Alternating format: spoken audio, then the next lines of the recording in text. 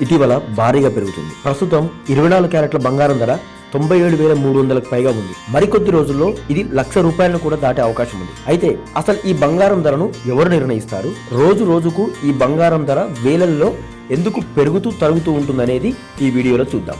భారత్లో బంగారం ధర నిర్ణయించేది India bullion and jewellers association limited. దీనినే IBJA అని కూడా అంటారు. ఈ సంస్థలో దేశంలోనే అతిపెద్ద గోల్డ్ డీలర్స్ ఉంటారు. బంగారం ధరలు ప్రధానంగా కామెక్స్ అంటే కమోడిటీ ఎక్స్చేంజ్ USA అంటే అమెరికాలో ట్రేడ్ అయ్యేటటువంటి ధర ఆధారంగా నిర్ణయించబడతాయి. బంగారాన్ని భారత్ దిగుమతి చేసుకోవాలి అంటే డాలర్లలో బంగారాన్ని భారత్ కొనుగోలు చేయాలి. కాబట్టి రూపాయి బలహీనపడితే బంగారం ధర మరింత పెరుగుతుంది.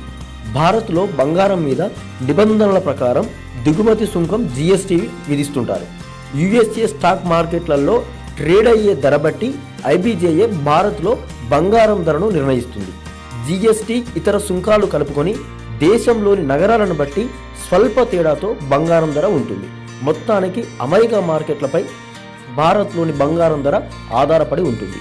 అమెరికా వడ్డీ రేట్లలో మార్పు, రూపాయి బలహీనత, భారత్లో డిమాండ్ ఉన్నప్పుడు, పలు దేశాల్లో ఉద్రిక్త పరిస్థితులు ఏర్పడినప్పుడు ఆటోమేటిక్గా బంగారం ధర పెరుగుతుంది.